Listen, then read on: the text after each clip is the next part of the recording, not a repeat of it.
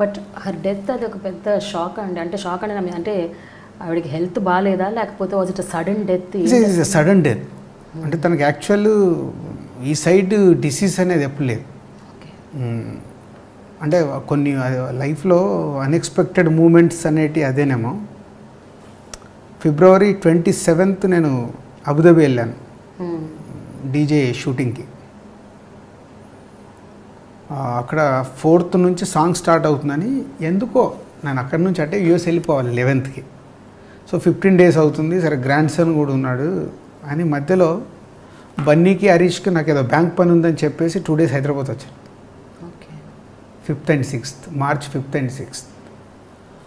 6th రోజు సాధారణంగా నేను ఎటు బయటికి వెళ్తున్నప్పుడు లేట్ నైట్స్ సెండ్ ఆఫ్ ఇవ్వదు నాకు. నేను కూడా లేవమని చెప్పను, ఎందుకంటే లేట్ నైట్ వాళ్ళకి నిద్ర డిస్టర్బ్ ఎందుకు పడుకునేటప్పుడే చెప్పేసుకొని పడుకొని వెళ్ళిపోయాను. ఆ రోజు నేను 6th లేవలే 1:45 కూడా 2 o'clock ఇంట్లో నుంచి బయలుదేరాలి.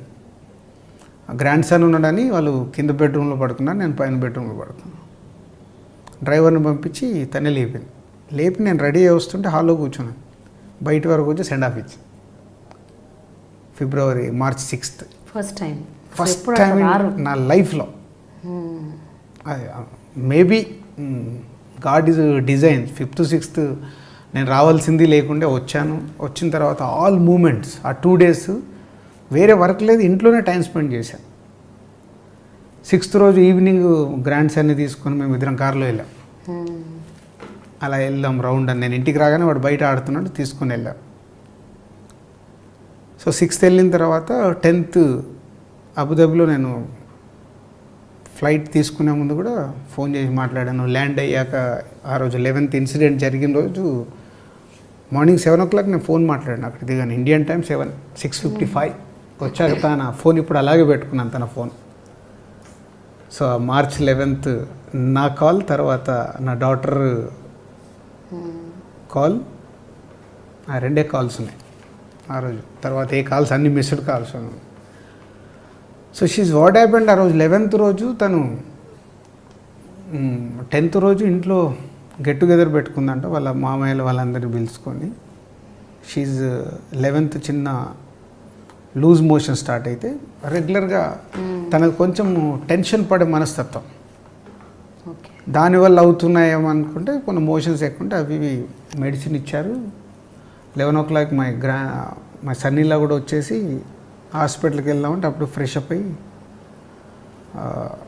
కొంచెం లిక్విడ్స్ అవి తీసుకొని కొంచెం నార్మల్గానే వీళ్ళు రిలాక్స్ అయిపోయారు. నార్మల్ అయిపోయింది, తగ్గిపోయింది. మా గ్రాండ్ సన్తో మళ్ళీ కూర్చోబెట్టుకొని ఆడుకుంది 1 hour 11:30 to 12:30. తర్వాత పడుకుంటానని తిని కిచిడి లాంటిది కూడా వాళ్ళ మదర్ ఫాదర్ కూడా అంతకుముందు రోజే వచ్చారు. ఆ డిన్నర్ ఉందంటే వాళ్ళు కూడా వచ్చారు. So everyone at home except me. So 3 o'clock వాష్రూమ్కి వెళ్ళేసి వచ్చి సడన్గా కొలాప్స్. సో అప్పటికి వీళ్ళకి డౌట్ వచ్చి టక్గా హాస్పిటల్ తీసుకురా. కానీ లూజ్ మోషన్స్ వల్ల మేబీ డిహైడ్రేషన్ అయ్యి she's heart cardiac arrest.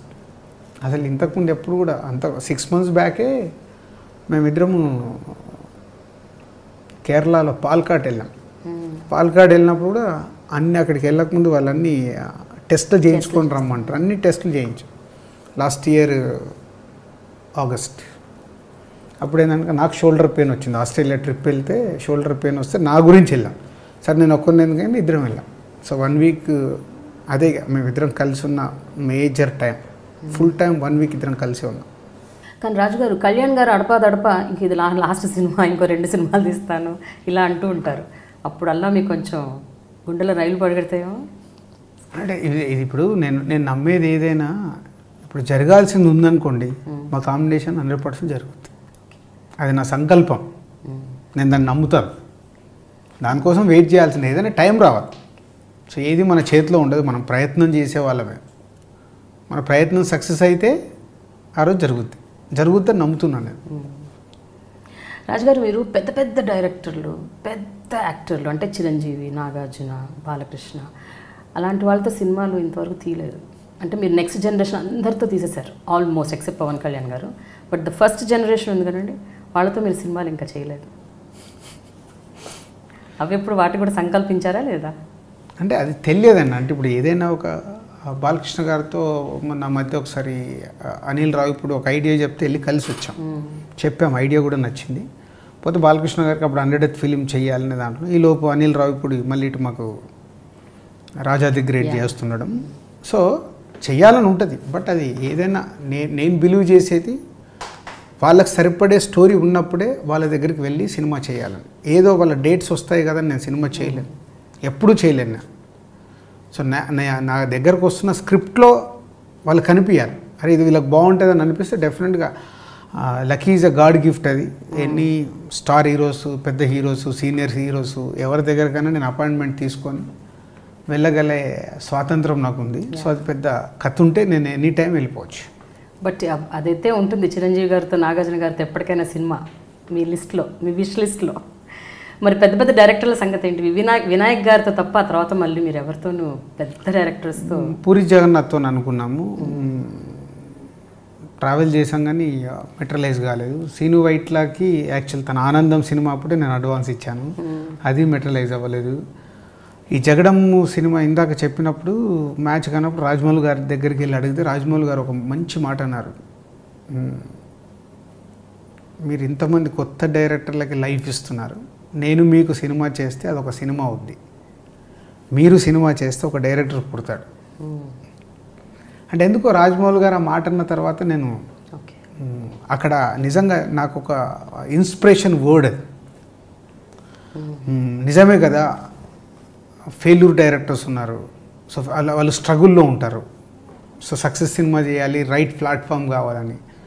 And కొత్త డైరెక్టర్లు ఉంటారు, వీళ్ళతో నేను ఎక్కువ ట్రావెల్ అవ్వడం వల్ల వాళ్ళకు సినిమా వస్తుంది. నేను పెద్ద డైరెక్టర్తో వెళ్ళి సినిమా తీయడం వల్ల ఒక సినిమా అవుతుంది. ఓకే. సో మొన్న ఈ మధ్య త్రివిక్రమ్ గారు కన్ఫర్మ్ చేసుకున్న ఒక ప్రాజెక్ట్ చేయాలి. ఎందుకంటే త్రివిక్రమ్ గారితో నేను ప్రొడ్యూసర్ కాకముందు తను రైటర్గా ఉన్నప్పుడు మేము క్లోజ్, అప్పటి నుంచి మా ఇద్దరి మధ్యలో ఒక మంచి ఫ్రెండ్షిప్ ఉంది. ఓకే. సో మొన్నే అనుకున్నాం. మీరు ఫ్యామిలీ ఎంటర్టైనర్స్, లవ్ స్టోరీస్ ఎక్కువ తీస్తున్నారు, మరి వేరే జానర్స్ ఏం ట్రై చేయరా? Horror, thriller?